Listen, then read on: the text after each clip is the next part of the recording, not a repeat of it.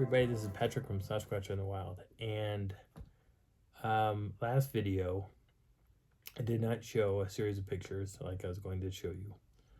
One picture was going to show you the diagram of the campsite. I'm going to put that up on either here or there. Second photograph is or picture, no photograph. I'll show you a hand drawn. These are hand drawings of the structure that I had put down the blueberries on, and kind of give you a rough idea what the structure looked like. That structure no longer exists. That it's totally gone, absolutely totally gone. I think I know where it's at, but every time I go back there and I try to look for it, I can't find it. It's like completely disappeared. It's the big log that I poured the blueberries on is completely gone. It has been eaten away. The whole thing's gone. And it's like when I went up the last time, or one of the last times, I found the remnants of the end of the log, and then it was mowed down. It was like something came up like a watermelon and just ate it out. It was totally weird. I'd never seen anything like that. There's another. I know there's a third picture, and I can't think what I was drawing for. You know what? Let's find out. I'm glad I keep my drawings. We'll just see what I drew. Hopefully they're on here. All right. This, that, and was that just two? Nope, it's just two. Yep. So you're going to see this drawing. This is the actual structure. So this is the main log where the blueberries are. So when you look at and see it when it pops up, this is the blueberries, and these are where I said the trees were bowed. There were two trees, and they were stacked on top of each other. And the way that they had done it was, for every tree, there was something. The log was being bent all the way around, and they used trees to bend that log.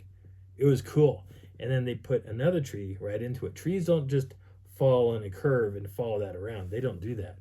Something has to pick it up and put it there and place it in between that. And even if it was a random luck of the draw, two trees on top of each other. And the cool part about all this was the big down tree. This big down thing right here, this big down tree, that tree was so wide I couldn't wrap my hands all the way around it. It was physically impossible for me to do it. And it felt like I couldn't even move it. I couldn't rock it. I couldn't do anything with that thing. There was no way for me to move it. But that log moves. And I'm going to tell you about it in the story. And then the other weird part is this part here that's coming off, that's right here, that extends out, that actually goes from the log, goes all the way across, and it goes up this tree, goes up this pine tree, right up in the middle. It was weird. It almost looked like a bow and arrow, the way that this thing was laid out and placed. It was crazy. And the other drawing that I had done, well, since I'm doing it anyway, is the diagram of the actual location. So I'm going to put this up here and you can see it. So because I'm going to talk about it anyway. And you can follow along by looking at that. If you want to take a snapshot of it, go for it. And that way you can follow along about what is happening during the event. So my drum is actually between my legs. I have my Conga sitting right here. So backstory on me, outside of having a degree in security investigation and interrogations and a degree in design, I have a huge history in music. And my history is mostly in Nebraska and a little bit of Colorado bands, but not a whole lot. Been in the recording studio a couple times. I have music up on SoundCloud, and if people want to go find me, that's fine. I'm perfectly okay with it. I might put my link on this one to the music so you can listen to like the full clips of music if you're really interested in it. And I kind of cover a lot of different genres of stuff when I'm producing music. But I don't have albums. I'm not putting stuff out there for people to purchase. It's just something to click onto and listen to. And there's millions of artists on SoundCloud. They're not paying me to say it. I'm just saying it. So I am going to attempt to talk about this. And every time for the next series of videos, you're going to hear me play this drum. Because it's probably the only way I'm going to do it. I try to do recording with it on its own, and that was just a cluster all over the place, and I don't want to go through that hell. So I'm going to use the drum for making a bass-like sound versus the high-pitched sound that I heard as I tell the story. So everybody's in their tent. I have nobody sleeping with me in my tent. It's just me. The cot that Tony was in, he is gone. He's gone back to his home back in outside of Colorado, outside of Denver. Yeah, he lives in Colorado. So I have my camera. Now all of my gear, everything except for my night vision gear, everything else, the batteries are technically done. My night vision camera still has juice. And there's something that happens at the very end of all this. I've got something on video that will probably freak you out. Kind of like that first video. Now, night vision cameras can't shoot through plastic windows, not very well. They have a real hard time zooming in, and I couldn't zoom in on this thing if I wanted to. And I tried, trust me, I tried. But what I caught looking in the window will freak you out. It'll freak you out. But that's further on down the line. Anyway, I've got my camera here, and I'm doing experiments with my $1,200 camera. Every time I put it on my chest, it rolls off, and I catch it the first time right away. I'm like, that was close. Put it back on my chest, and I'm recording audio. I'm trying to catch sounds, and I'm not hearing anything. I'm not hearing anything. I don't hear any people snoring either. So I know Mike is probably awake. Scott's probably awake. Trenton, he probably has his earbuds in and he's out. Alex says, I have no idea. They're across from me. So I keep experimenting with this camera on my chest, and I doze off for a split second. And I wake up and the camera's rolled, and I reach down and I catch the camera before it hits the ground. I'm like, oh, that was close. Put the camera back up, looked at it. The battery is showing signs of beginning to flash like there's almost no life left. I listen, nothing. I turn it back on. I do the same thing again. I'm trying to relax my body, trying to keep the camera right here. And the camera rolls off a third time, and this time it actually hits. And it hits the ground as I catch it. And I was like, enough of that. So I get up, and I'm putting it into my tripod. So I'm getting it all set. So the tripod is facing the back window that helps me look down this corridor. There's a big, thick, and we're talking a thick thing of pine trees, really thick. If you were trying to walk through there, you'd probably get cut up and have ticks all over you. It is so incredibly thick. I don't think you could slide a piece of paper through it. Now, we did see a deer forcing its way through there, and that deer probably did it to take off all the ticks, but that thing was like walking around our campsite a lot. But I'm sitting up the camera, getting it all set, and then I hear this.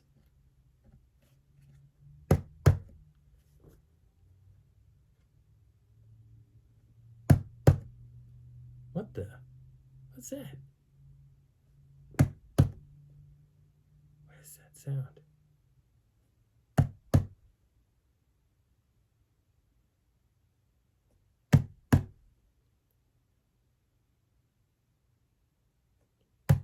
Now I am looking down the corridor. The moon is slowly creeping up and is beginning to give us light. So I can start to see certain things in the background. I can see the trees kind of showing themselves. And I'm like, what in the hell is that sound? Mike! He goes, yeah. And I said, hey, do you hear anything? Do you hear wood knocks or anything? He goes, no. I said, are you sure? And he goes, yeah, I don't hear nothing. It's like, God, that's weird.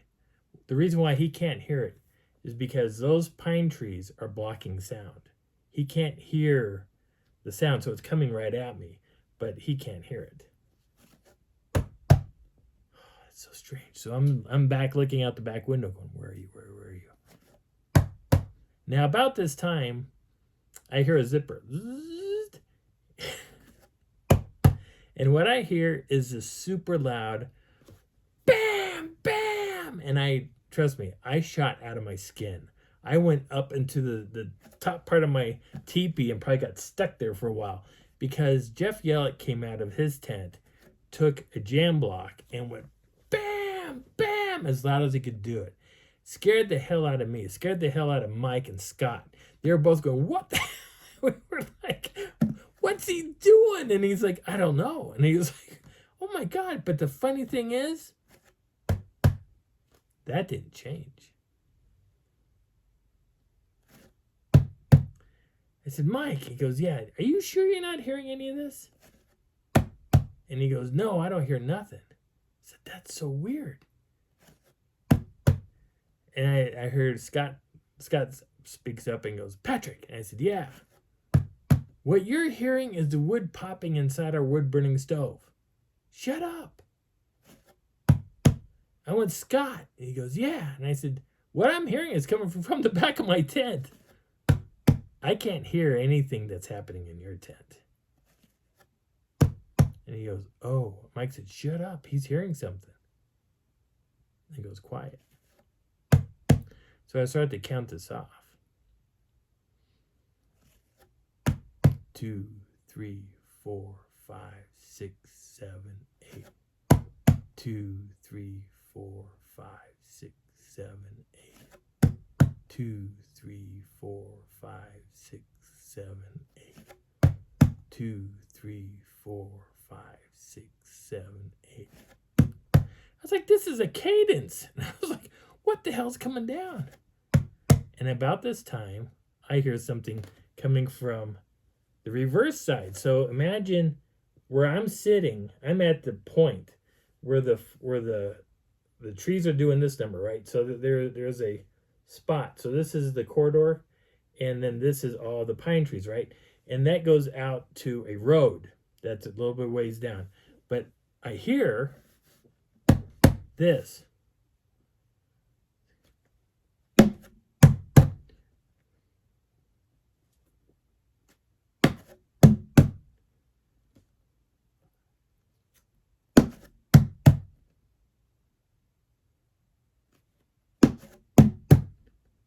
Like, what the hell?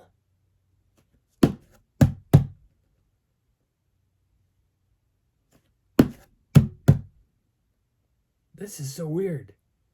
I was like, oh, there's got to be something coming. So I start looking out the window. And now, before I could see the trees, I could see everything happening because it's lighting up. And then I couldn't see down in there because something was walking towards my tent.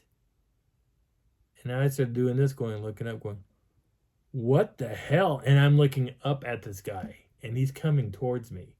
And I was like, what? The moon is now casting a good light onto the back of my tent. And I'm like, oh, crap. And I can see this guy coming in. And I was like, holy, the words that I'm using are not the words I want to say necessarily in this. But I backed up in my tent the whole time.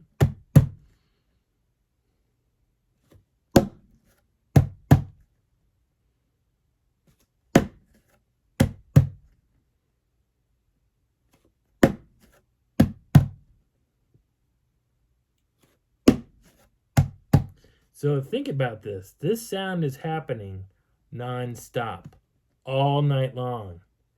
But this guy's walking up. And he gets up to as he's coming up, I'm backing up and I'm looking up at his shadow. If you look at shadows, shadow play is really kind of intriguing.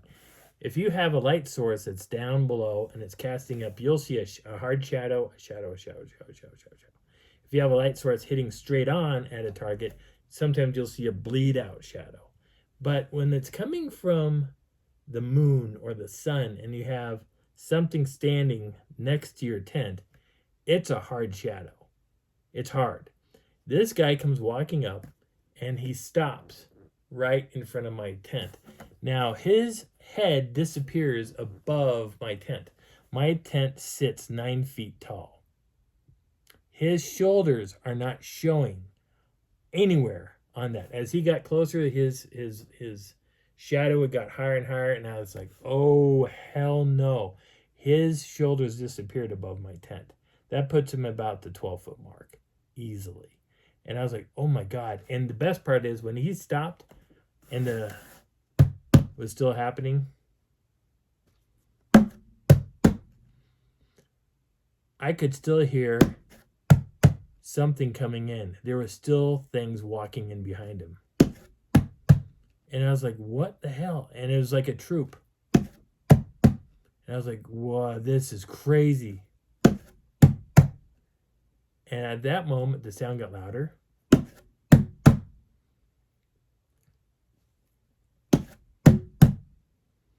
And then they broke. This guy took literally 2 steps, and he went from the back of my tent to the side of my tent. And I was like, what are you doing? But as he did that, I counted 9 individuals running, splitting. So I was like 1, 2, 3, 4, 5, 6, 7, 8, 9. And I saw them take off. They ran around. They were running everywhere. They were running past the tent. And they were making some speed. But the thing is, not all of them were hauling. There was a couple that went all the way around, went around Mike's tent, came around, and at that moment, I see a couple go past me this way, and the one that I see run past me looks like a chimpanzee. Looks like a chimpanzee. Has a wiry hair that has the same build, same everything. Everything about this told me chimpanzee. All right? I don't care what the people on all these channels say. Oh, they're not primates. Yes, they are. There is a primate involved in this. And I am telling you straight up, what I saw that night says primate. Because I saw a gambit of 3 different types of primates and a very large individual that was not a primate. Each of these guys, when I saw the one go around like this, and I turned and I saw one come shooting up, they collided. They hit so hard, so fast, that it was just automatic. And I heard, woo-ha-ha, and I was like, that's a chimp. And I heard a second hit, and I hear, woo, and I was like, and they don't want to be heard. These guys are primates. And I don't care how many people say, no, they're not. Yes, they are. They are a primate. There is something there to it. And it shuts down the crap that's being spewed out there. There's a lot of people that give out their theories. They've never seen it. They haven't seen these things up close. They haven't had that experience. The one that keeps reoccurring every time I go out to that place, I am 99% positive it's the same primate I got to deal with. These guys are intriguing. And unfortunately, I have to stop this video. And this is where you're going, no! Yeah, I have to stop it because we're at 19 minutes. So, we're going to start off at that point. What day is today? Today will be Thursday when you see this. So, Sunday, I will start this off at that point. And we're still going to hear.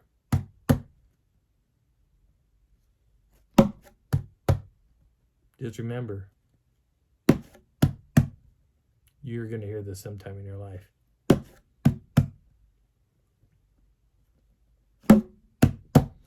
My name is Patrick. This is Sasquatch in the Wild.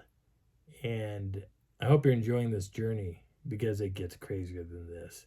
And it gets really insane. By the way, I showed a picture and the very first, like on my little thumbnail. I don't know how many of you guys went to go try to find this. In the very first video, at the very end, there's 2 videos. There's a video that AJ took, and I think I misspelled his name anyway. I think it's just A and a J. But besides that, that very first video, if you can take your cell phone and record it, once you do that, and I go ahead and do it. But slowly move across the cursor and go to the very beginning when the video starts, because you'll see something looks like something is kind of moving and walking. Now it could be that could be an optical illusion. It could be that. And trust me, I went back and forth looking at this thing. But there are 3, possibly 4 things that are happening back there. There's one guy, I snapped another picture. I'll put that picture up here. I have a tree peeker that's appeared, and you'll see the tree. And if you slow it down enough, you'll see this thing kind of lean out. And this guy's tall. This thing leans out and it's gone the very next second. Like he's watching what's going on and he pulls back. There's another individual that you can see standing back there. Now, could it be people? Sure, but I don't remember seeing people out there. There was nobody camping out there. But that doesn't mean that there isn't anybody ever out there. This area is pretty remote and it's fun to go to. But this is the end of that video. So I hope you're enjoying yourself. I'll see you on Sunday. Bye.